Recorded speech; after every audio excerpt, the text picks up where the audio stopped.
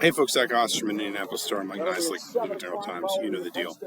Indiana 71, Penn State 85. Probably Indiana's worst game of the season, which is saying something. Obviously, they had some tough ones in the non-conference, but I think what would be frustrating about this one is, they had double-digit leads, I think, 3 different times in that first half. They were playing substantially better, I would say, than Penn State. And Penn State just kind of kept making enough tough shots to stick around, and then basically started throwing punches at Indiana's mouth, and Indiana didn't respond. Mike Woodson limited effort and intensity after the game. Trey Galloway said they played harder than us. This is about as ugly as Indiana's had to absorb this season, and that's not the first time we've said something like that. Well, it's also the third or fourth time this year where they've had double-digit leads and looked like they could have put away the team early and not done it. Because they were shooting better than 60% in that first half. They built that 10-point lead after getting 8 of 10 shots, but then everything kind of slowed down. And then the second half was really a disaster. We've joked about kind of must-win games, but in the second half at home, I think it's particularly disappointing because they've avoided that kind of collapse, and particularly at home. They haven't played like this, and the crowd was trying to will them to it. Ace Baldwin hit a 3, kind of, I think with like 6 minutes to go. That was sort of like the end, right? But yeah, the nail in the dagger. Yeah. It was just a. Mike Woodson said he was looking for more fire, looking for more effort, and just they never got it. And I think that's, if you're a IU fan, you're disappointed about in a game where you should have won. They were without their leading scorer today, Penn State.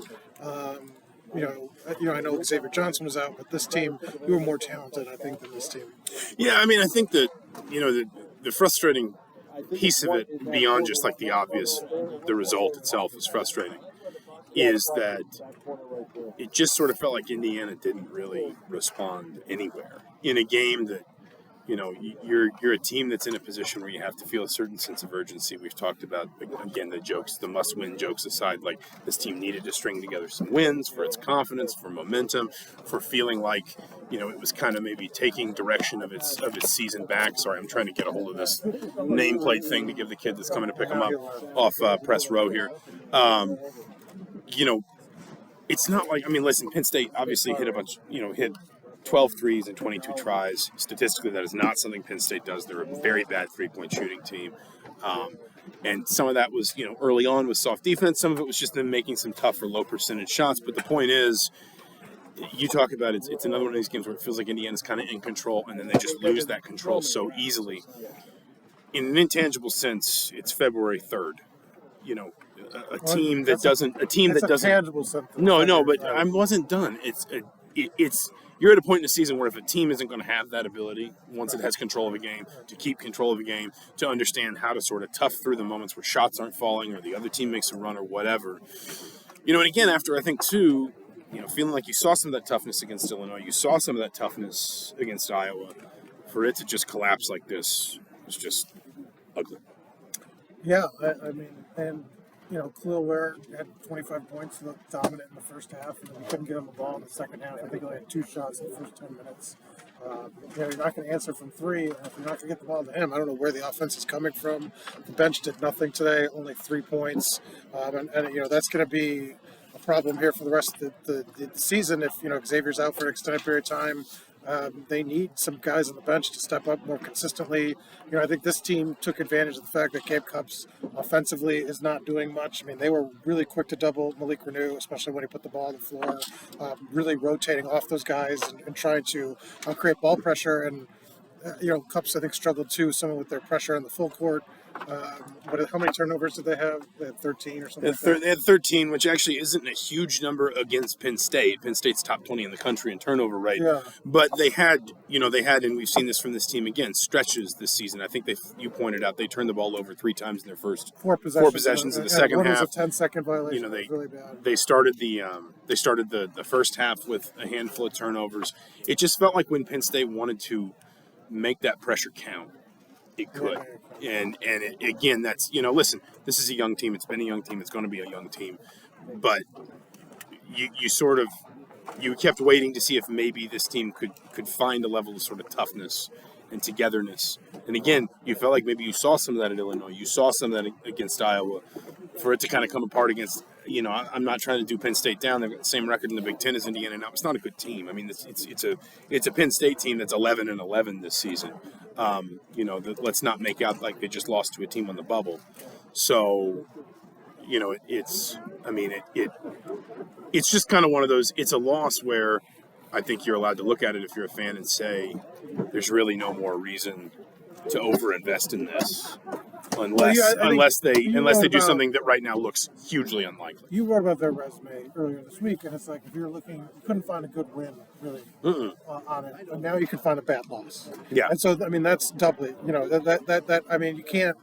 It's a team that hasn't found the right combinations, and Mike Woodson's talked about it all through the year about trying to hit the right buttons, and I just don't think right now he has kind of the right combination to do it. I mean, lacking on-court leadership, especially with Xavier sort of off the floor now, and they just they had no one to lean on emotionally. I feel like in the last 15 minutes of that game.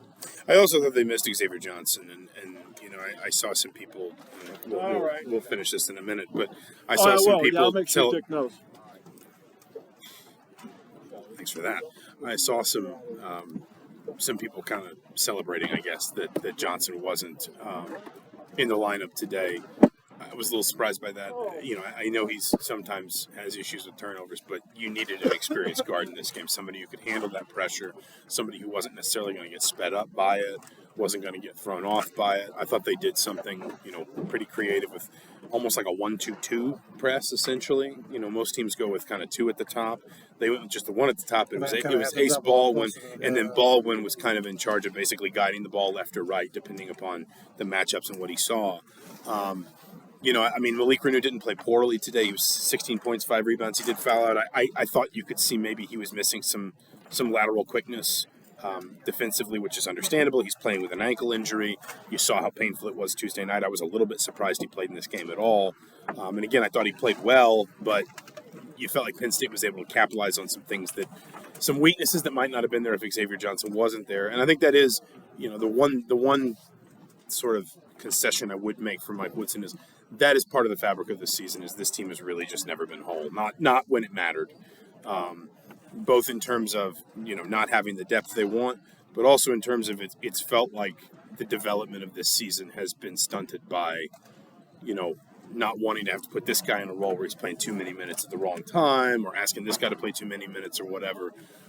It just kind of adds to the lack of ability to find solutions, essentially. Well, yeah, and he it feels like a lost season, right? Because you had some of the pieces, I think, and Mike Woodson's thought is that if he had those, he could have molded this team better.